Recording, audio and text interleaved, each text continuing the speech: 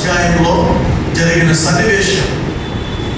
వారు ఆదాము అవ్వలు దేవునికి అవిధేయత చూపటం, అక్కడ మానవునికి జీవితంలో పాపం రావటం, ఆ పాపం వలన దేవుడు మహిమపరచలేకపోవటం, ఆ పాపం వలన మరణం రావటం, నిత్య నరకానికి పాత్రుడు కావటం, దేవునికి మానవుడు దూరం కావటం. అయితే ఈ ప్రజలను, తన ప్రజలను విమోచించడానికి రక్షకుడుగా ఈ లోకానికి వచ్చాడు.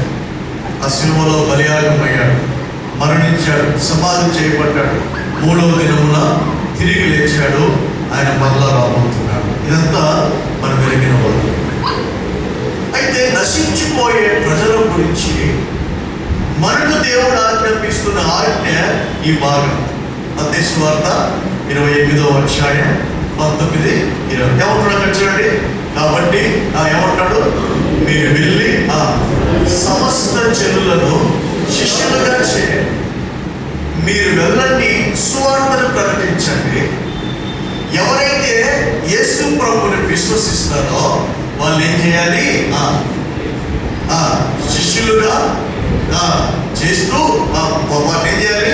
తండ్రి యొక్కయు కుమారుని యొక్కయు పరిశుద్ధాత్మ నామములో వారికి బాప్తిస్మమిస్తూ వారి శిష్యులుగా చేస్తూ, తర్వాత ఏమంటాడు? నేను మీకు ఏ ఏ సంగతులను ఆజ్ఞాపించుతున్నో వాటన్నిటినీ గైకొనవల్లని వారికి బోధించండి అంటాడు. చూడండి, చాలా మన పైన ఎంతో బాధ్యత ఉంది అని జ్ఞాపకం చేసుకోవాలి. మనం ఏం చేయాలి? స్వార్థను ప్రకటించాలి. ప్రజలను ఏం చేయాలి? ప్రభులోనికి నడిపించాలి. తర్వాత ఏమంటాడు? వారికి బాప్తిస్మం ఇవ్వాలి, వారిని శిష్యులుగా చేయాలి. తర్వాత దేవుని యొక్క జ్ఞానంలో, దేవుని యొక్క శ్రేష్టమైన విధిలో వారిని ఏం చేయాలి? మనం పెంచాలి.